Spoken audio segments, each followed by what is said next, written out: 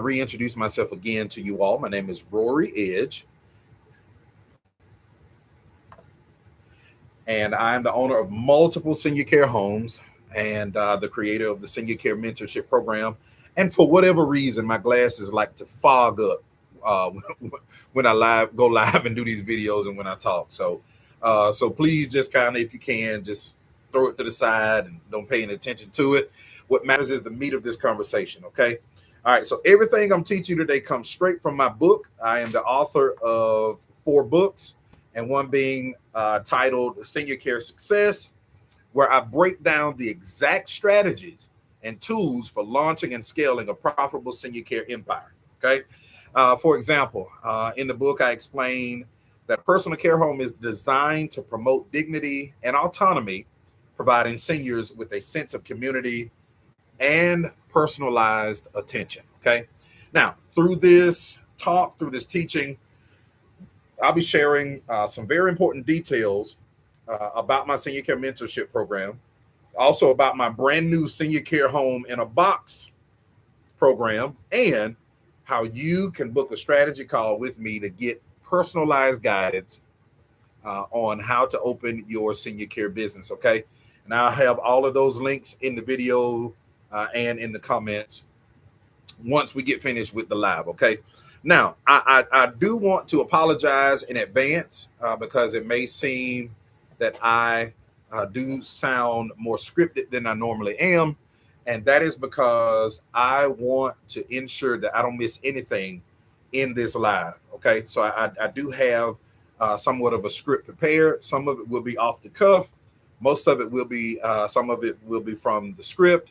But I do want to prepare you in advance because I don't want you to miss anything in learning what it takes to open a successful senior care home and then ultimately launch into a revenue ready facility. Okay.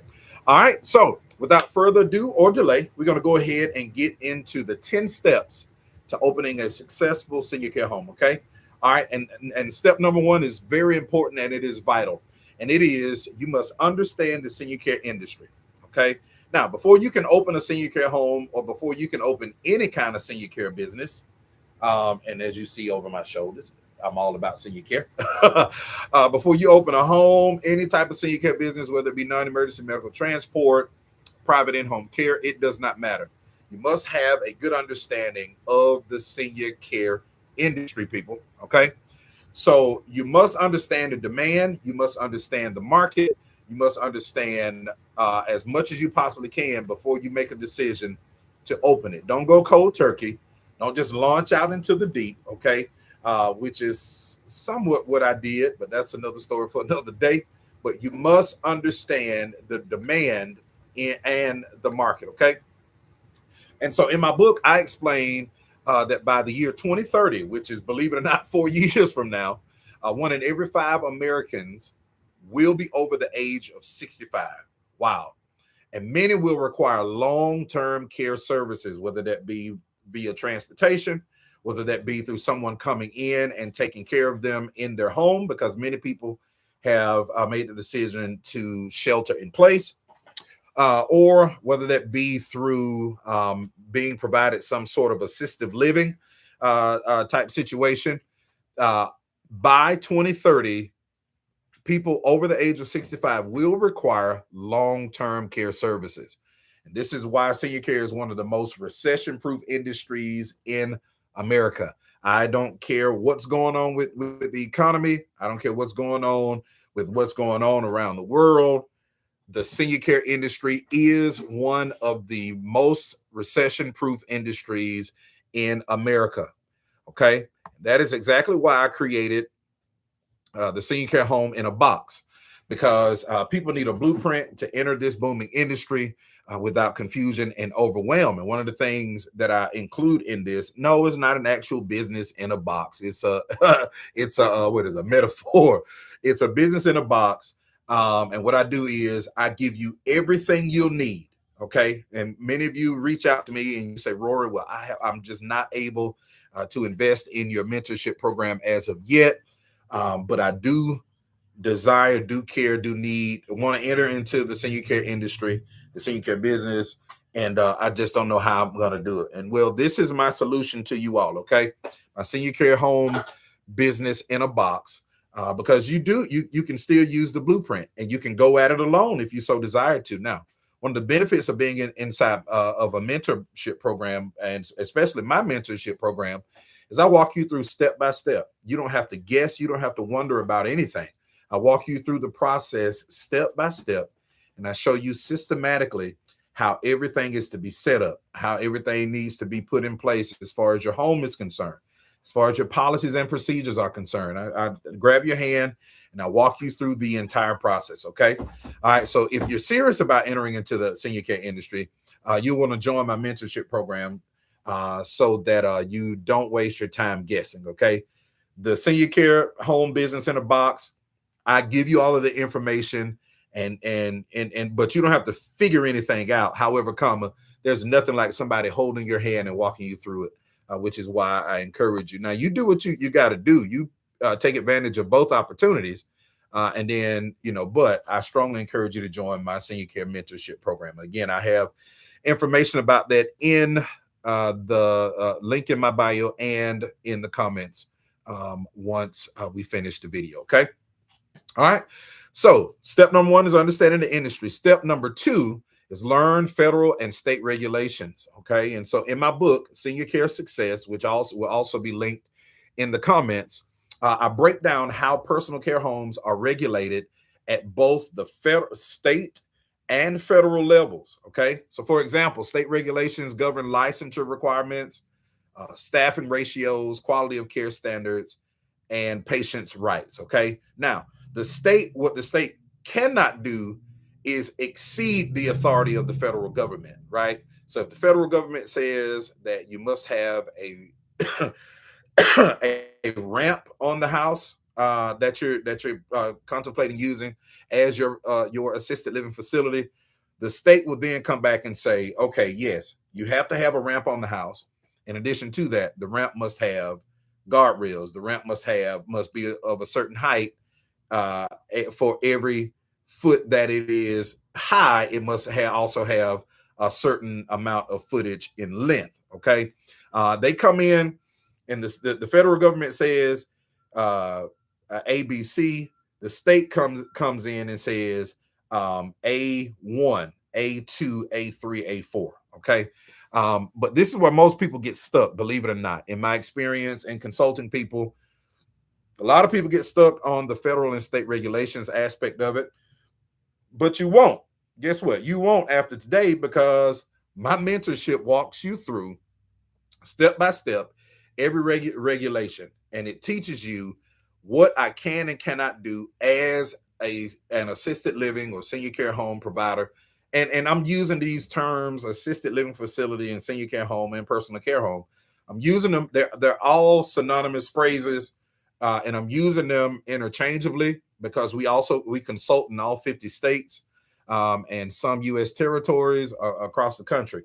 So don't get thrown off when you hear me say senior care home.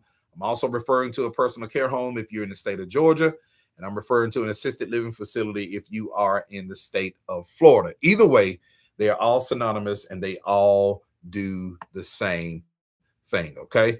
So, but this is why senior care home in a box, my senior care home business in a box, includes it includes state specified checklists, and it goes you through and walks you through step by step all of the compliance mechanisms that you have to meet as a care home operator. Okay. All right. So that's step number 2. Step number 3. And this is where a lot of people mess up. This is where a lot of people drop the ball. And this is on step number 3, and that is choosing the right property to use as a care home. Now, I talk about this in chapter 2 of my book, Senior Care Success. I explain that the property you choose isn't just a building, right? It's the heart of your business. And many people know that the heart is what pumps the blood through the body. And you cannot have a body without a heart, and you cannot have a heart without a body. Okay. So you need to make sure that when you are in the selection process, number one, you got to make sure that that property is zoned to be used for that purpose. I think that's above everything else. Many people say location. I don't think it matters where you, personally speaking, if your marketing apparatus is correct, and we'll get into that a little bit later. I don't care where the house is. Okay. I care not where the house is. Now, for some people, that is important because many times people, and what I mean by people, is usually a friend or family member or a close, very close loved one who places a senior inside of the care of an assisted living facility. So they usually like to have a certain radius or a certain reach for their loved one. Okay. So in some instances, that is important. But in many instances, as long as the individual is being taken care of, and as long as the individual is being provided for, location does not matter. Okay. Many people would argue against that. But hey, I've owned several. So I know a thing or two because I've seen a thing or two. Now that's not mine, that's farmers. Okay. But in addition to zoning, okay, making sure that it is zoned, making sure that it can be used for the purposes of hosting an assisted living facility. So in addition to it being zoned, number one, number two, is the building in shape to house what you are trying to do? That is very important. Many times people find these buildings, y'all. I've been in this business for a long time now, and I done seen some stuff, man. And I don't want to go off on a tangent, but I've seen some stuff. I'm like, how in the world are you operational? How in the world are you even open? Okay. But that's another conversation for another day as well. All right. So now, so in addition to it being zoned, is it livable? Can someone live? Would you live inside of this facility? One of the facilities that I own, I actually lived inside it. The living quarters were on one side. My living quarters were on one side, and then the living quarters for our residents was on another side. It's a very big home, and so we were able to live in it. I'm not going to put anybody in anything that I myself would not live in. That's just bottom line. Period. Point blank. End of discussion. If I'm not going to live in it, if I wouldn't live in it, if I wouldn't put my family in it, I am not going to put someone else's loved one in that building. It's just not going to happen. Okay. So, and again, I've been in this industry long enough. I've seen some things, and I wonder how some people even got their license in the first place. Okay. So is the dwelling zone for the purposes of being used as an assisted living facility? Number two, is the facility livable? Number three, getting into ADA or the Adults Disability Act compliance mechanisms. Are the halls wide enough? Okay. Are the bathrooms accessible? Right. So that is an important piece, an important part of an assisted living. Is the bathrooms wide? That's where people are clean. That's where people are groomed. That's where people go to be processed, and that must meet the code and compliances for people who can ambulate, which means they can move, and people who have difficulties ambulating, i.e., a rollator, a cane, wheelchair, etc. Okay, so are the bathrooms accessible? Are there common areas? Are there places where everyone can come and meet? All of our facilities have a living space. They all have a living space. Okay. The one that we own here, used to own here, we no longer own it, but the one we own here in Cordele, it had the living space. We called it the gaming area, and it was huge. It was huge. And it used to be, the facility used to be a law office, and it had these real tall law library bookshelves, and we put games on it. We put pictures on it. We put different trinkets on it. Like it was amazing. It was a spectacle to behold. Shout out to my wife for being the designer for that project. But it was a common area, had a TV. Sometimes it would be used for activities, things of that nature. So does this facility have a common area? Is it safe? Do the residents feel secure at night when they're going to sleep? Or is this something that is in a crime-infested neighborhood? Again, I am not going to put residents in an area, in a house, in a home that I myself will not feel comfortable in living in. Okay. Now, that is important for you to note. That is important for you to understand. And that is because I believe you get out what you put in. And if it is, if you and you put in what you get out also. And if the facility is ugly, you're going to treat it like that. If the facility is dirty, you're going to treat it like that, and so will your employees, so will your residents. I'm telling you, it's a chain reaction. If you don't treat your stuff with respect, and I believe that respect first starts with presentation. If you don't treat it with respect, if you don't love it, if you don't care for it, if you don't like it, your staff won't like it, your residents won't like it, your case workers, case managers who come in and see your residents are going to report you. They are. Ombudsman is going to report you. They will. And then, if, God forbid, you have a state inspection, they're going to report you and probably shut you down. Okay. All right. So number 3, choose the right property.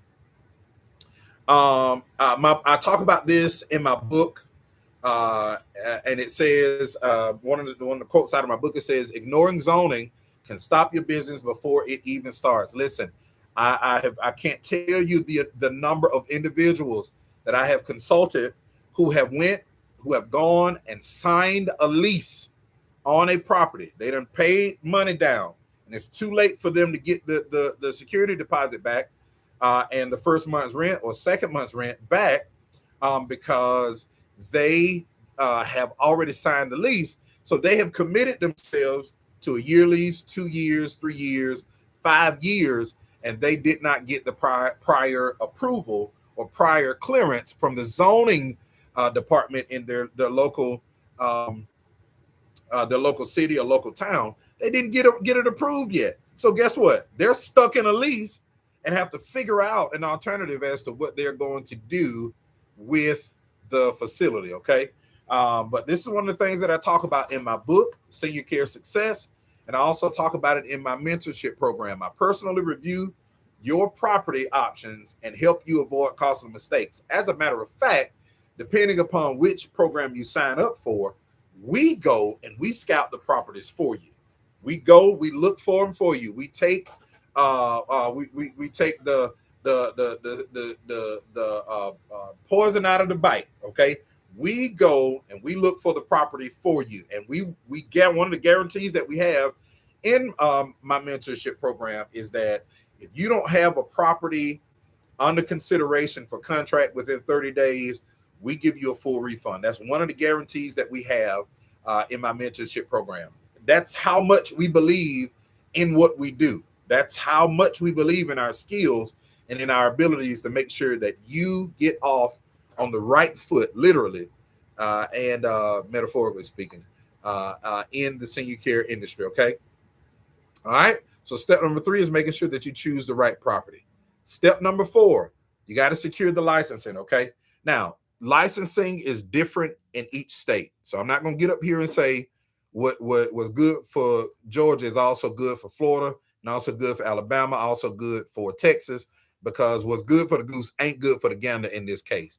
Each state has different regulations. And of course, there are, believe it or not, some unregulated states. I believe the state of Michigan is one, and there's a few others. I don't know them exactly off the top of my dome, but there are several unregulated states where you can literally go in, you can open a senior care home, you can start an in-home private care service, you can offer non-emergency medical transportation services, you can open up an adult day center, all in those states, and there is no rule and no regulation.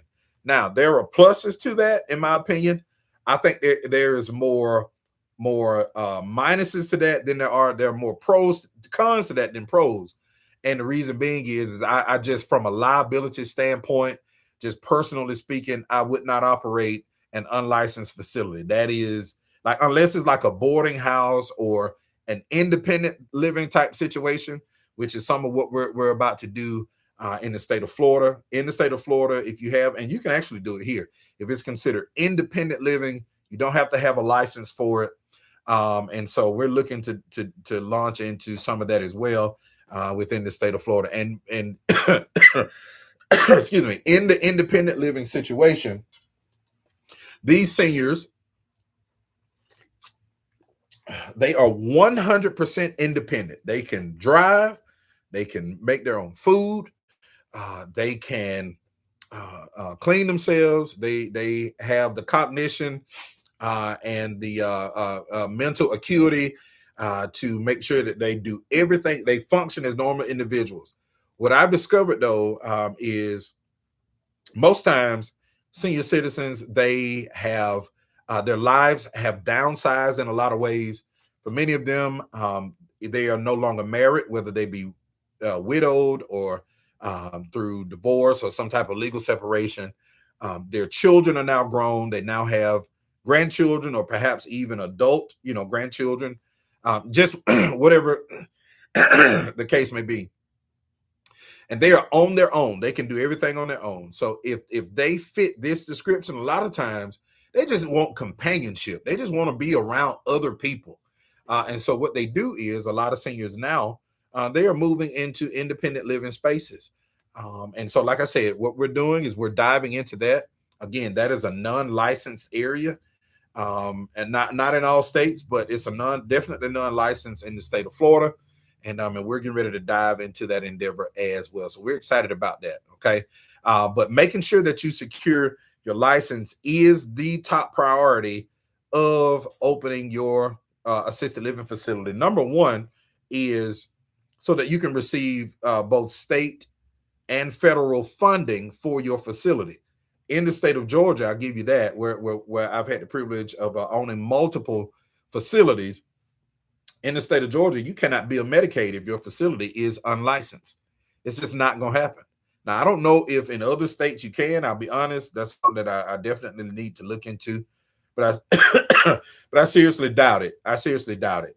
Those funds have stipulations attached to them and are protected by law. And in many instances, those funds are protected through Medicaid and Medicare law. And so in order for you to receive those funds as a provider, you have to have a licensed facility, okay? And licensing is where most people, they get overwhelmed because they don't understand the process. But in my book, Senior Care Success, I tell you exactly what states require, including background checks, fire safety inspections, medical records, things of that nature are all included in the licensing process. Systems and processes, policies and procedures, and individualized fire safety inspections, facility inspections, and individualized care plans. And inside my senior care home in a box, business in a box, I include sample licensing packets, policy templates, and I also include an inspection checklist for you, okay? So again, if that's something that you're looking into, you may be at a point right now where you may not be able to make the investment for my mentorship program. That is perfectly fine. I got something for everybody. We can provide for someone on all levels, okay? All right. Okay. All right. So step 4 is securing your licensing. Step 5. Okay. And this is important because I believe that it will either make or break your facility. That is building out your care team, building out, hiring, retaining the people who are going to work in your facility. And at some point they may you may give them the privilege of running your facility. Okay. All right. And so in my book, Senior Care Success, in chapter 3, I emphasize that your staff is the heartbeat of your personal care home. Okay. They are the heart of your personal care home. They are the heart of your personal care home. Okay. You need caregivers who are compassionate. If they don't care for, and I've been in this industry long enough, I can point out when someone does not like what they do, when someone is just there for a check, when someone is just there, for whatever reason, other than the right reasons, and that is ultimately to care for, provide compassionate care for our residents. Okay, but you need caregivers that are compassionate. You need caregivers that are patient. You need caregivers that are reliable. Why? Because if your facility is licensed, chances are you have to provide 24-hour care. Okay. Now, if it's an adult day center, you only provide care for the hours that the facility is open. But if it is not an adult day center, you provide care 24 hours a day, 7 days a week. Okay. Now, the person may go to respite. The person may go home for the weekend. They may have family come pick them up or friends or loved ones that come pick them up. And they spend a few days with them. But for the most part, you want them to be reliable because these, not in addition to you, if you're licensed, in addition to you having to provide around the clock care, there may be a medical emergency. You may have someone who is prone to maybe slipping and falling, someone who is prone to seizures, someone who is prone to maybe a very serious medical condition. And you want to be sure and make sure that you have staff in place who are reliable and they are doing what are paying them to do. This isn't volunteer work. They are being paid to do that. So you need to make sure that they are reliable. And by reliable, and I'm not saying get into people's business, but making sure that they have suitable transportation. Now, I'll say this, and not everybody has to do this, and this is perfectly fine. I just took the extra initiative to do it. But there have been instances where some people who have worked for me, they didn't have transportation, rightfully so. Everybody ain't there, and that's okay. So I would provide transportation for them. I would send someone to pick them up, or I myself would, either pick them up, take them home, get them where they needed to be. And most of the time, y'all, these people, they for whatever reason didn't have a vehicle, but these people were some of the most reliable people that I've ever had the privilege of serving our company. Some of the most reliable people. Okay. So I've also made the mistake of assuming that just because someone looks a certain way or someone has a certain credential that they're going to do what they're supposed to do. That is sometimes definitely not the case. And again, I've had those situations to transpire. Okay. All right. So again, just a quick recap.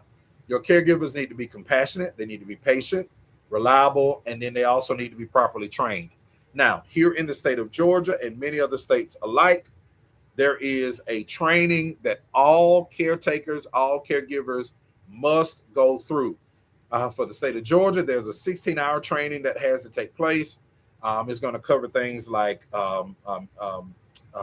different types of medicines, different types of lifts, different types of patients, whether it be someone who is non-ambulatory, who may have mental health issues, things of that nature. That's what that training is going to cover, in addition to many others.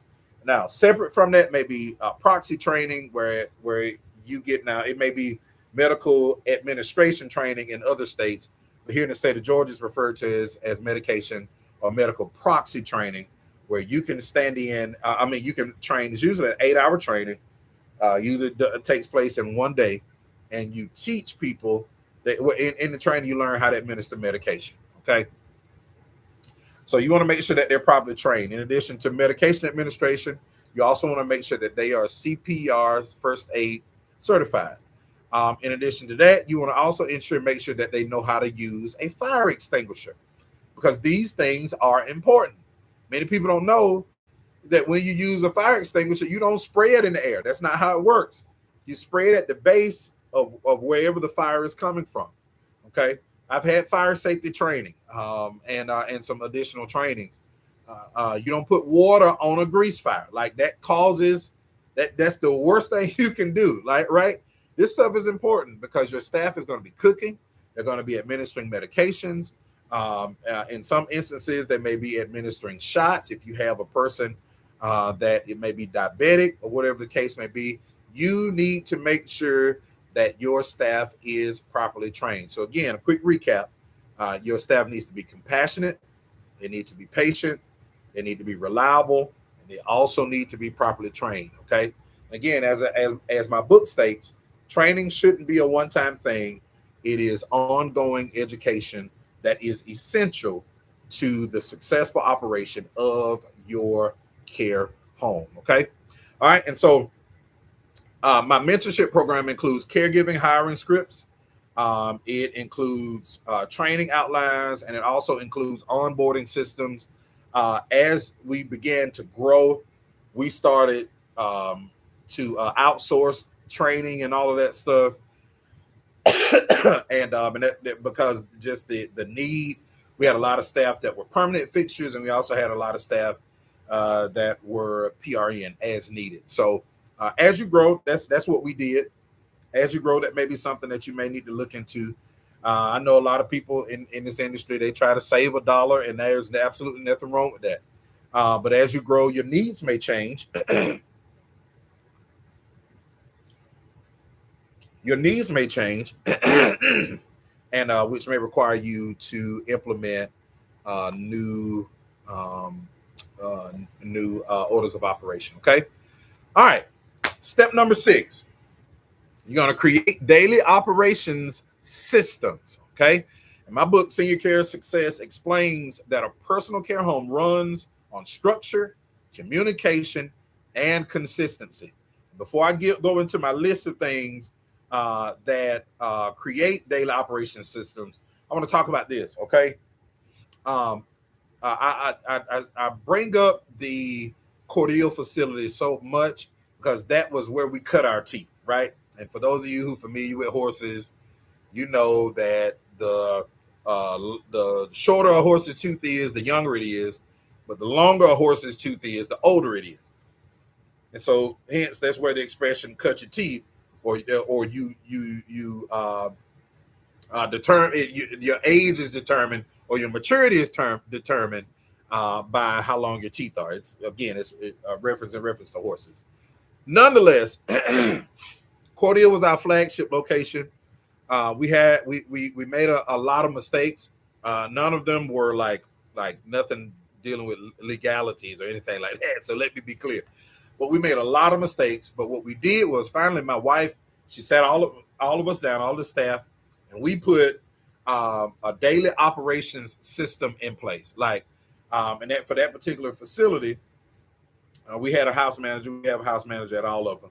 We had a house manager, and if she wasn't there, that place ran as if she was there. If she was not there, if she was off, maybe had to go to a doctor's appointment, or just decided to be off for a day or two, that place ran like a well-oiled machine. Okay, and I'm proud to say that we had a staff that could just step in and just go, right? And now what this includes, but if there's no point of reference, if there is no structure in place, if there is no communication in place, and what fortifies the structure and communication is the consistency. If there's no consistency in place, and guess what? Your facility is going to run haywire, and your staff going to know it. They're going to tell people not to come work there because y'all ain't got no order.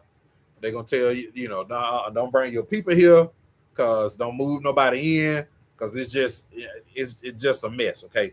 So you don't want that. You don't want that.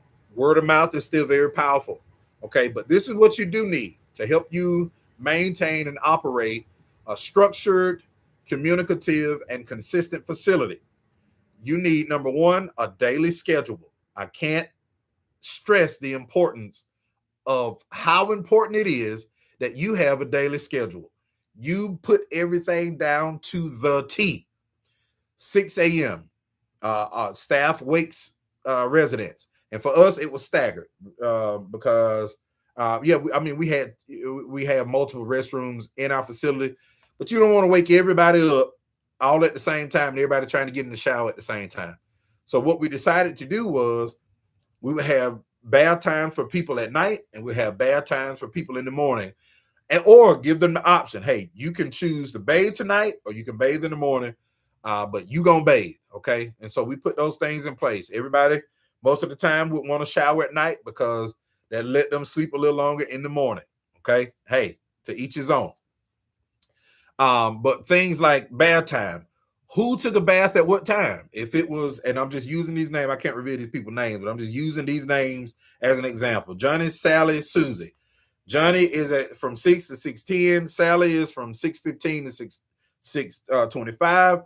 Susie was from 6:30 to 6:35. Okay, but we had a system, a daily schedule in place. Breakfast was at 7 o'clock. Okay. And it usually consisted of, of course, you have to have a balanced meal, fruit, a meat, a protein, um, and a vegetable, and then maybe some milk or orange juice or something of that nature. But it was from 7 o'clock until that bus pulled up, and which most times they went to the adult day center, and that bus pulled up probably right at like 7:25, like consistently every morning. It came at the same time. It did not change. It didn't deviate. And so you can eat your food up until now. When that bus comes, whatever in eating, most of the time they wouldn't allow you to bring it on the bus. If it sometimes we would ask them, hey, they didn't get finished eating or they got a late start, can they bring their breakfast with them? The van drivers are probably some of the coolest guys you'd ever meet. They're like, oh yeah, that's fine. Just bring it on. Don't make a mess. Whatever the case may be. Nonetheless, daily schedules, everything down. Medication administration time. That is important, especially to have a schedule and time frame during that time, because what you don't want, the worst things that could happen, God forbid, but you don't want to get anyone's medication crossed up. And if you got 8 medicines out for 8 different people, right, you might, I ain't saying that you don't know what you're doing, but there's a strong possibility that you can mistakenly give someone else's medication, and that can be very bad. You don't want that to happen, okay? All right, so set up a daily schedule, number one. Number two, shift logs. Who's working at what time? What days are these people available? If they tell you every second and fourth week of the month, I work for another facility, make sure you take note of that. If they tell you I can only work weekends, make sure you take note of that. But don't be afraid also to check in with those people from time to time and say, hey, so-and-so is going to be off next week. I know this is normally your off week. Do you want to come in and cover? They might be like, Mr. Edge, I can't do it. Or they may say, you know what? I was looking for some extra hours anyway. Yes, I can come and I can cover their shift or whatever the case may be. But you need a shift log. You need to know who's working. You need to know who is on the schedule. Also, who in these shift logs, also who is PRN or as needed only. There are some people that I could call them if I had nobody else to call. They would be my last resort, and I call them and say, hey, I got so and so is off. So and so has an appointment, and so said they can't cover it. Are you able to come, Mr. Edge? I'm on my way. Just give me about an hour. I'll be there in an hour. Okay, and they would take care of it. Okay, so daily schedules, shift logs. Number 4, medication tracking. Your MAR needs to be in place. You need to have a system in place that will tell you when these people's medications are to be administered. This is important. And I know I'm patting my hand on it, but this is important. Now, a plus side for us, this made our medication administration process so much easier, is that we are connected to a pharmacy out of Soperton, Georgia. They package the medication and they send a schedule of the medication administration to us in it. And what all we would do is we would put that of course you had to lock the medications away because some of them, very strong medications.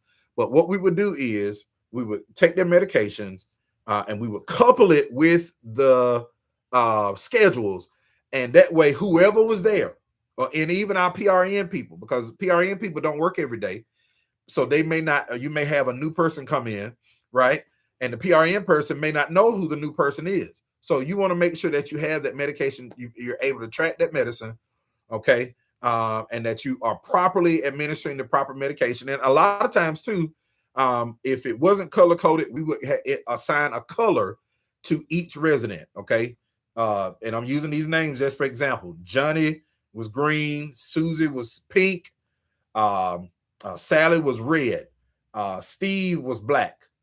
Mildred may have been turquoise or something like that. But y'all, I'm telling you, if you want your facility to be safe and operate smooth and consistently and with structure, I'm telling you that it ain't the big stuff. It's these minor details that I'm giving you all that will create and make a world of difference in the structured, communicative, and consistent facility that you desire to open. Okay. All right.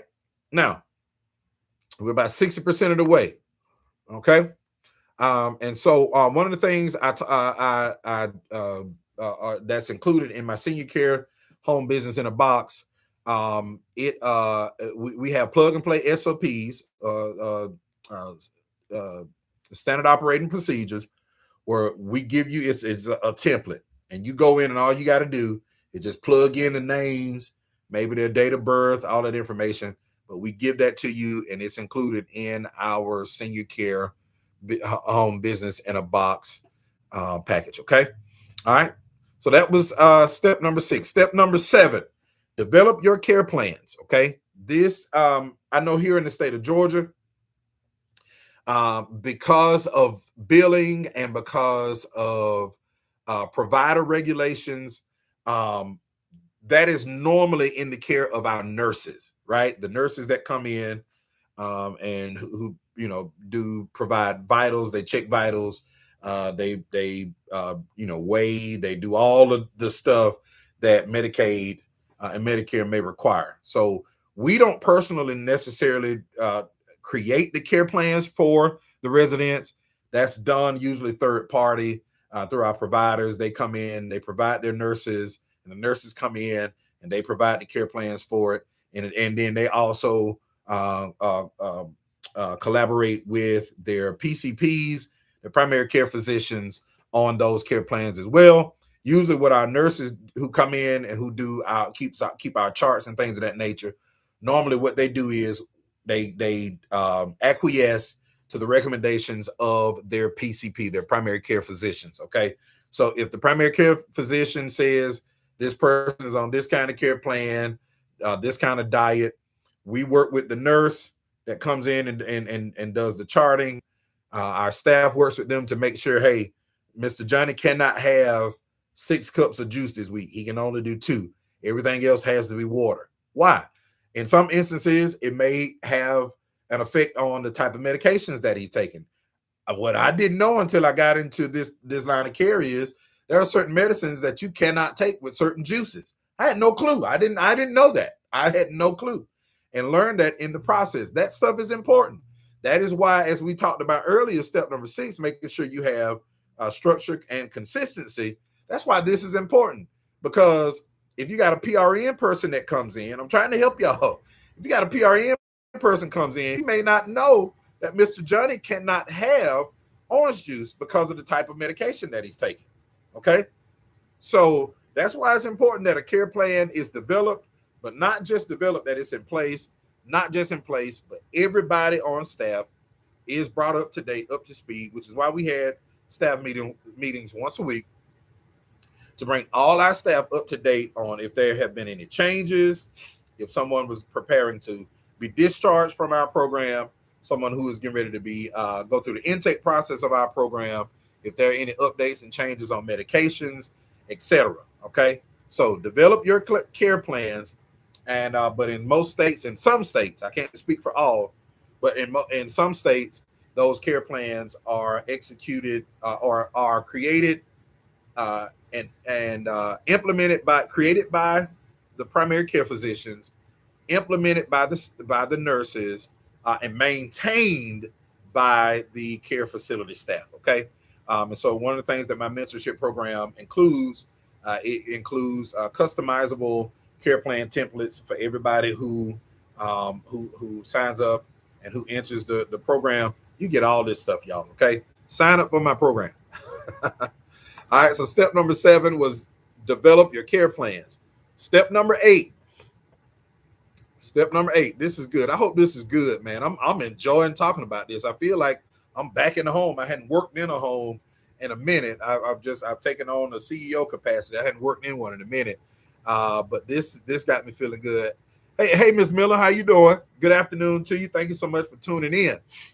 Okay. All right. So step number 8, marketing your home. Marketing your home. This is important.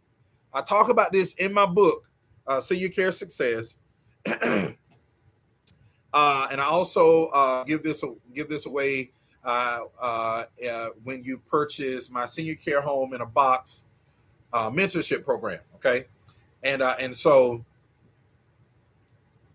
many people make the mistake of putting up Facebook ads. They pay for newspaper ads. They'll pay for maybe a TV spot or something of that nature. And if you are marketing that way, yes, that does help. But let me tell you something. This is how I'm giving this away. This is free, hot off the press. You can have it. Okay. The way you market your facility is you call these case management companies, you call these hospitals. All of these hospitals have case managers, they have social workers, and a lot of times there are patients within these facilities. And you also reach out to case management and social workers for these nursing homes, and it's important for these nursing homes because these nursing homes, they provide a higher level of care. Many of them are acute care, which means they specialize in taking care of people who they cannot care for themselves. Okay, and at some point, all of us may reach that point to where we cannot care for ourselves. Thank God for those who provide acute care. I appreciate you all. Thank you so much for all you do. Okay. But marketing your facility is not necessarily you buying a bunch of Facebook ads. It's not necessarily you paying for commercials on TV, things of that nature. No, get on that phone, call those social workers, call those case managers, call DFACS here in the state of Georgia, Department of Family and Children Services. In the state of Florida, I think it's Department of Children and Family Services. Whatever agency, federal, state, local agencies that are responsible for council on aging here in the state of Georgia. Find those agencies that have direct contact with the senior population and the adults with disability population. Reach out to those people. Call them on a consistent basis.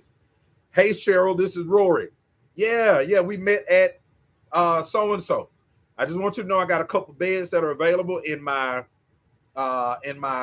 Hawkinsville facility, and if you know of anyone that may need a placement, let me know. I guarantee you, she gonna call you back because something is gonna come up where she needs to place an individual. Okay, she's gonna call you. That's why it's important for you to be nice to these people. Don't be rude to them. Don't cuss them out, tear them up. Don't do that. Why? Because this is they are like the one of the lifelines to your facility and your beds remaining full, people. Okay.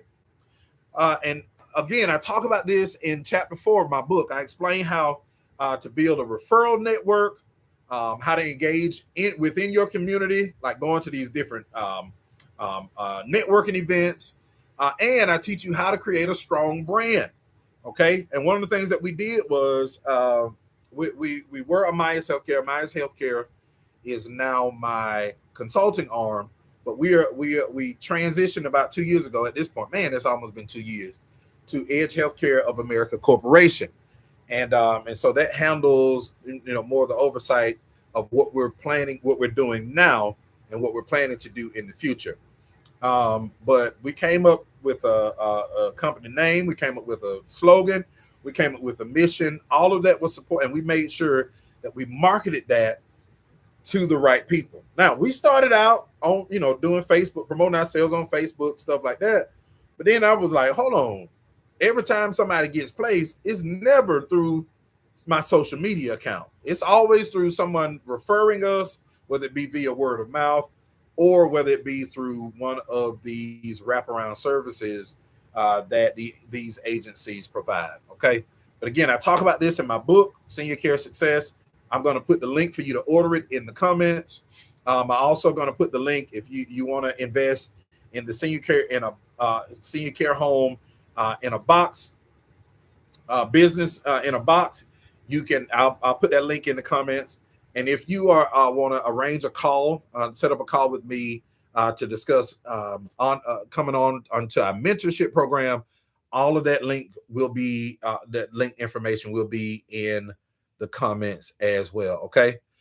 So, but in my senior care home business in a box program, we provide you with marketing scripts. We provide you with referral partner templates. We provide you with social media content that, yeah, you do need to promote yourself on social media. I'm not saying don't do that. However, if you're going to do it, you got to make sure that you are doing it correctly. And some people say you need a website. I had one at one point, but like when people learn who you are, like I don't even know if websites are even, what's the word for relevant? I was gonna say salete because it's obsolete if it's not. But so I don't even know if websites are relevant anymore. I don't know. We had, like I said, we had one, but most of all of our referrals came from agencies, state agencies like direct services. They are a placement agency. Flint River services. They are out of the Columbus area. Like, so spend $39 a month on the website. That's totally and completely up to you. It's totally and completely up to you. But most of our marketing was done via word of mouth, via wraparound services. Okay. All right. Step number 9. We almost there. We are almost at the finish line. Manage your finances for the facility. Y'all, this is, of course, you know it's important. But what you don't want to do is, like, you don't want to get in situations to where you don't have enough money for groceries. You don't want to get into a situation where you can't pay the rent or you can't pay the mortgage, lease, whatever the case may be. You don't want to get in a situation to where you can't pay the power bill. And I'm saying this because I've experienced all of this, okay? For whatever reason, for one reason or another. Not that I was just frivolous with money, but it takes money to run these places. Assisted living facilities, they are rewarding, but they can be very expensive to maintain. Hear me, Facebook, hear me, YouTube. They are rewarding, and yes, they can have a very fruitful payoff, but they can be expensive to maintain. Okay, and you want to make sure that, because I know for our, like I said, we no longer have a facility here in Cordele, but our Cordele facility, we through Chris Power Authority, the power company here. No offense if anybody watching working at, listen, let me tell you something. That's some of the most expensive power I done ever paid for 1 month. 1 month, y'all. I think this was about 3 or 4 years ago. 1 month, the power bill was like $2,200. That was in 1 month. 1 month, $2,200. And so it can be, and I remember a while ago, there was an uproar as far as the rate increase and all that stuff. And I'm not even trying to throw Chris Power Authority. Y'all in business, you gotta do what you gotta do. You gotta do what you gotta do to stay in business. So, but you want to make sure that you have at least a minimum of 6 months of working capital or an emergency fund set aside so that you can make sure that everything you need. And don't base it on what your lowest amount of bills would be. Base that reserve on what your highest amount would be. So that's what we did. We put aside money throughout the year. That bill was $2,200. We had that set aside for any event that something were to happen, something were to take place. Things like payroll, that's your largest expense. And you want to make sure that your people are paid. You want to make sure that they are paid. I get it. Things happen. Things happen. They do. But you want to make sure that your people are paid. Okay. All right. So make sure that you manage your finances. And I talk about this in chapter 7 of my book. I give a breakdown of funding options. When we didn't have it, as far as from a personal standpoint, we tapped into some business credit, some business funding. We also talked about pricing, making sure that you are pricing the cost per bed, per day, per month, per year, and making sure that it is in line with the costs that are associated with the facility. Okay. All right. So, but in chapter 7 of my book, Senior Care Success, I talk about, excuse me, and I give a breakdown of funding options, pricing, making sure that your beds are priced properly, and sustainability. For example, many care homes use like a tiered pricing system, a tiered pricing model. And what this does is it allows you to increase revenue while also staying fair to your families, right? Like down here in South Georgia, you can't charge. I mean, you can technically charge whatever you want to charge, wherever you want to charge it. It's up to you. However, it needs to be in alignment with whatever the market is asking for. So you can't charge $7-8 grand per month here in Southwest Georgia. Now, in North Atlanta, you may be able to charge that. Believe it or not, I have some people that are and some acquaintances that I'm associated with in the North Atlanta senior care market, and they're anywhere between 5,000, 7,000, sometimes $8,000 per month.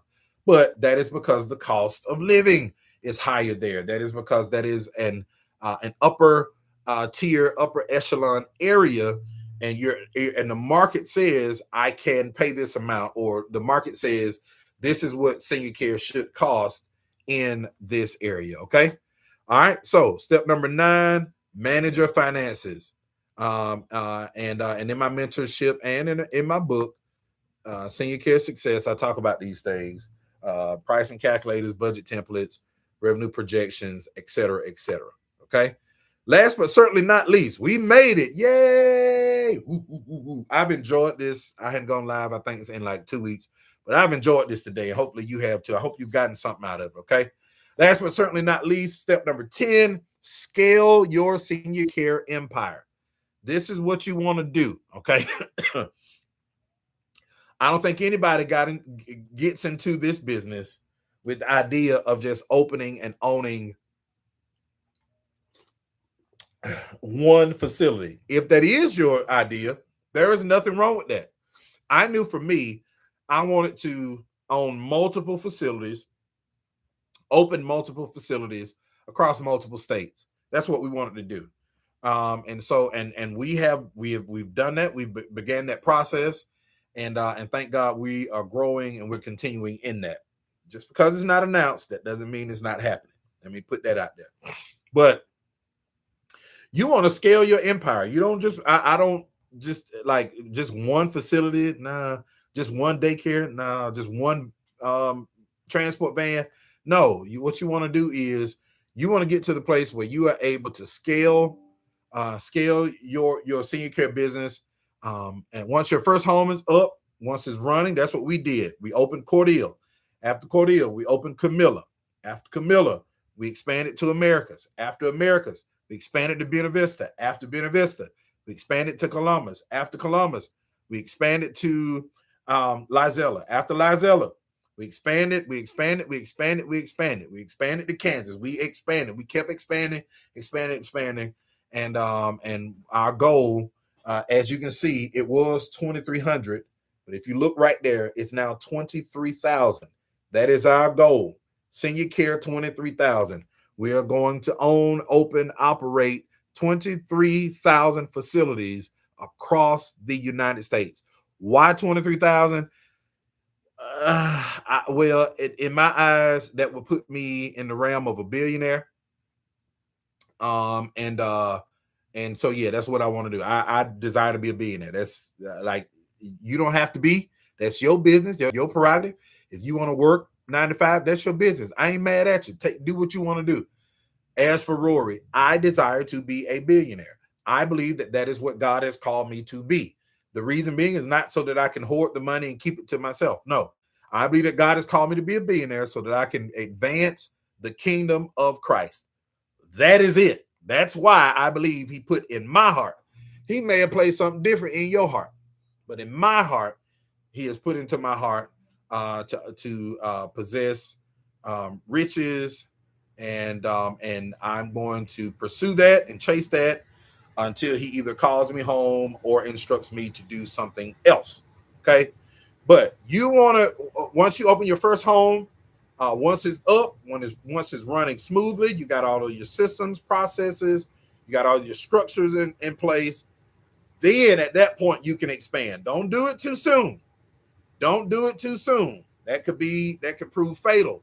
But you want to make sure that your first business it's operational and is running and being maintained at an efficient level, and then you can scale. Okay, and again, my book explains that scaling, what scaling looks like. It looks different for different people, but in my book, Senior Care Success, one of the things I talk about is in scaling is, of course, adding more beds.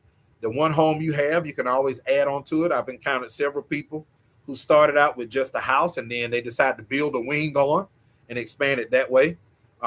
You can expand by opening a second location. That can be involved in the process.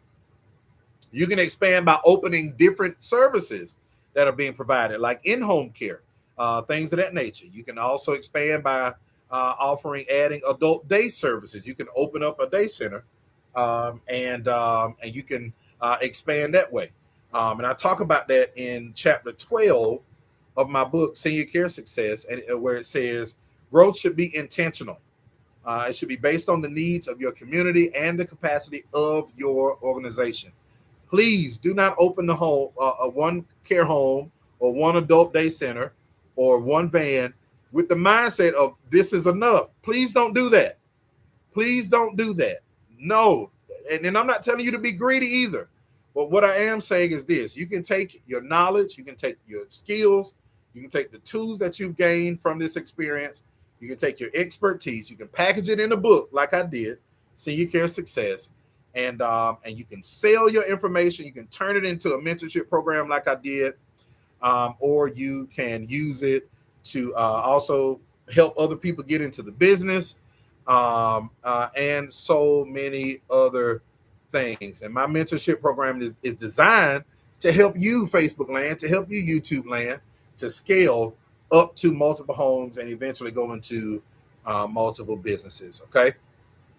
All right.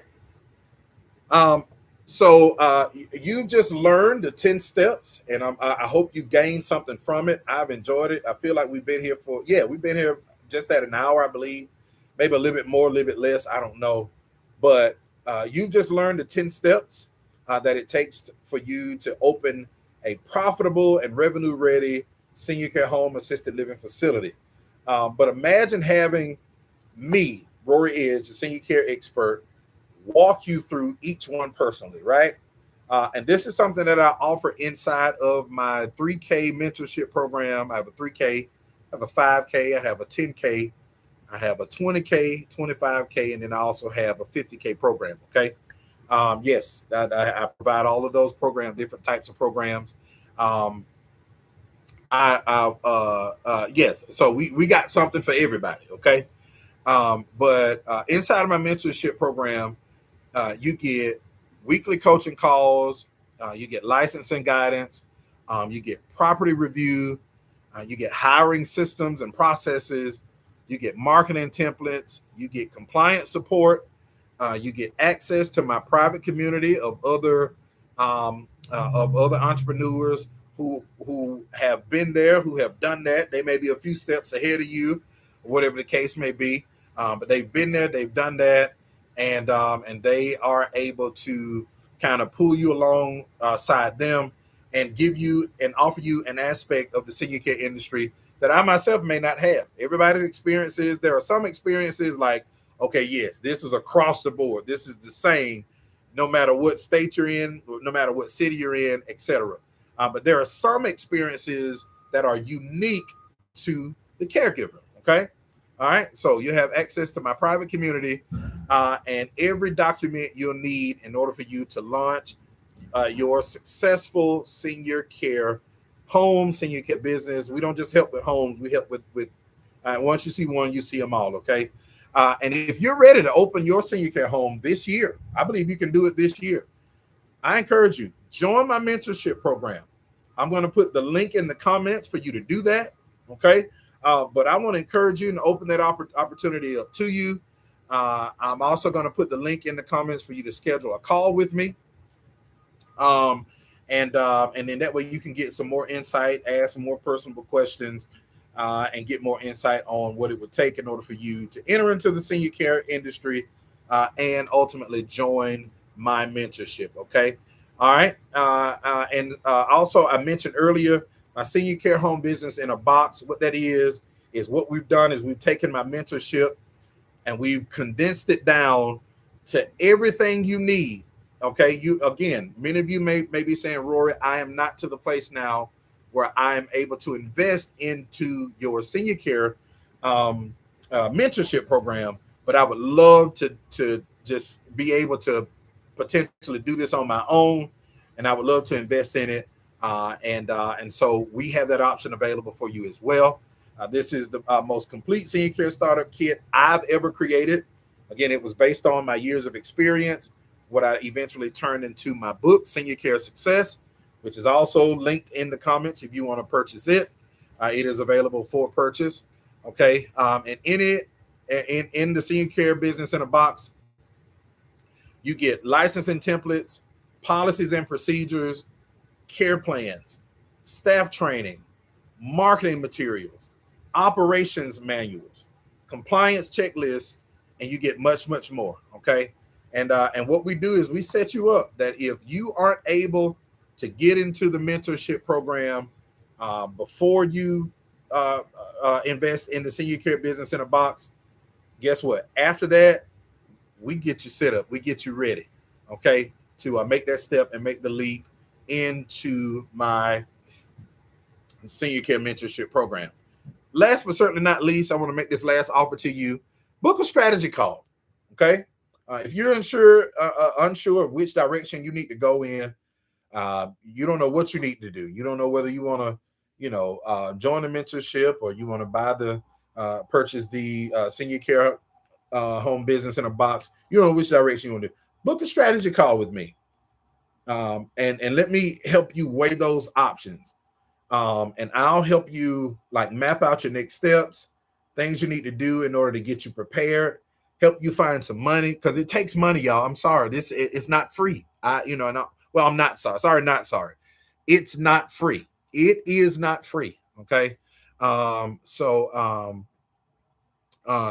what I can do is help you all. Like I said, we jump on the strategy call. What I can do is help you piece it all together and come up with a viable plan for your next steps in order for you to launch a successful senior care home business that is going to give you revenue, hopefully, for the rest of your life and something that you can pass down to your loved ones. Okay. Thank y'all so much for joining me today. Like, I really do appreciate it. I enjoyed doing this today. I felt like I was in my mentorship, helping my mentees. Thank you all so much for this. It's just been a pleasure today. I've really enjoyed it. Probably why I've been on here so long. But the senior care industry changed my life, and I believe it can change yours too. So whether you join my mentorship, whether you grab my book, Senior Care Success, or whether you invest in the senior care home business in a box, or book a strategy call, or whatever, I'm here to help you build something powerful, something profitable, and something that will have you purpose driven. The links are in the comments to everything that I've mentioned. I'm getting ready to put them in there now. They should. No, they're not. I'm getting ready to put them in there now. If you have more questions, concerns, feel free to inbox me on Facebook. My inbox is always open. Or you can book a strategy call with me. Either way, come holler at your boy, and we can get you that way. We can get you on your way into the senior care business. Okay. All right. I love you all. Thank you all so much for tuning in. YouTube, thank you. Facebook, thank you so much. I appreciate y'all. And we gonna holler at y'all on the flip side. Y'all have a good day.